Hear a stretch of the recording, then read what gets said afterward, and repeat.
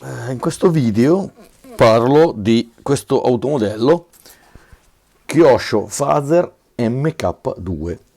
Allora, si tratta di un modello nato sostanzialmente come entry level, interamente realizzato in ABS, plastica nera, e questo modello che ho qui ha già girato in pista e a quanto potete vedere ci sono un bel po' di graffi sotto al telaio. Abbastanza robusto e alquanto leggero, quindi abbastanza anche adatto all'utilizzo in pista, anche in situazioni diciamo di gare con motori diciamo non troppo cattivi. Adesso vi vado a descrivere un po' come viene presentato il modello e quali modifiche è possibile farci. Non molte, però qualcosina si può fare. Vediamo. Ed eccola qui la nostra Fazer MK2 vista da vicino. Allora, che cosa di particolare questa macchina? Praticamente nulla di particolare, se non che ha un telaio che è alquanto robusto, infatti non ha bisogno di un controtelaio perché è molto rigido, anche perché ha una nervatura notevole, e anche questa parte e questa parte che sono delle piastre superiori che vengono fissate con queste viti che irrigidiscono ulteriormente il telaio. Altro particolare è che questo automodello, come viene fornito nella scatola, in pratica non ha regolazioni se non quelle degli ammortizzatori, che possono essere fatte con questi spessorini che vengono forniti nella scatola. Questi spessori vengono messi qua in questo modo e spessorano il precarico della molla, servono diciamo per indurire le molle. Le molle fornite in dotazioni sono quelle che vedete, queste molle bianche, che sono diciamo di una durezza media. Altre regolazioni, a parte la possibilità di cambiare ovviamente il pignone, non ne abbiamo. Su questo automodello abbiamo già installato il motore, il regolatore elettronico, la ricevente e il servo dello sterzo. In questo modello già sono presenti delle modifiche che ho fatto io, che sono la sostituzione del braccino del comando dello sterzo, che è regolabile, appunto a questo braccino in acciaio con questa regolazione, che va a sostituire questo braccino che è quello originale di scatola, che appunto come vedete è totalmente in plastica e non ha nessuna regolazione. Stessa cosa che sono riuscito a cambiare sono i due braccini, questi qua, dello sterzo, che vanno a sostituire sempre un braccino in plastica non regolabile. Facendo questa sostituzione è possibile modificare l'angolo della convergenza, o divergente o convergente a secondo della necessità.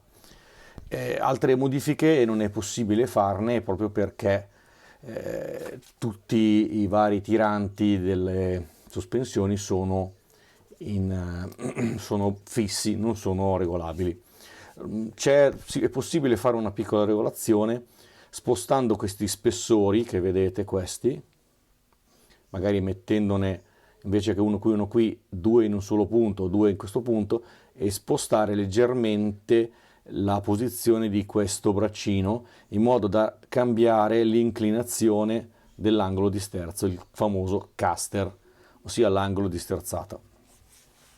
Che cosa viene fornito come optional diciamo, nella gamma di optional che ha questo automodello? Innanzitutto le molle. Queste sono delle molle di varia durezza, la più dura è la blu, poi c'è l'intermedia, che è la gialla, e poi c'è la più morbida, che è la rossa. Questo qui è un kit che viene venduto a parte e sono tre durezze diverse di molle. Poi cos'altro abbiamo? Abbiamo i giunti omocinetici che nell'automodello vengono forniti solo davanti, dietro abbiamo degli omocinetici di plastica, quei famosi gliosticini, quelli che se pigliamo una botta forte possono saltare via o addirittura possono spaccarsi perché appunto sono in plastica. E in pratica come optional abbiamo questi giunti omocinetici di tipo CVD che vanno a sostituire appunto questi qui in plastica. Altro optional che è già montato è la ghiera di montaggio del motore, ovvero questa ghiera che permette, ha già dei buchi preforati e a secondo del buco in cui vengono fissate le viti del motore si utilizza un pignone diverso. Oltre ad essere pratico per quanto riguarda appunto il fissaggio del pignone, che appunto permette di non mettersi lì a fare il lavoro di accoppiamento pignone-corona, ma è anche totalmente in alluminio, quindi fa anche da dissipatore per il calore del motore. Altre particolarità di questo modello, a parte questo buco che serve per fissare il supporto del transponder, ma ormai il transponder che era previsto per questo supporto non si usa più, ma se ne usano di molto più piccoli che vengono fissati magari in questa zona con il biadesivo. Particolarità questo automodello non ne ha, se non il fatto di costare relativamente poco, diciamo per la qualità costa, diciamo, a un prezzo abbastanza corretto. Per aggiungerci questi optional in più, appunto le molle e i giunti omocinetici, bisogna spenderci su almeno altri 50-60 euro. Bene, cos'altro dire? Questo modello viene fornito nella scatola parzialmente premontato. In pratica abbiamo il telaio con i due blocchi del differenziale che sono già montati, però per il resto è praticamente tutto da montare. Se poi ci si deve anche cimentare in gare e setup particolare, è meglio comunque partire con l'automodello completamente smontato, più che altro per capire bene come è fatto.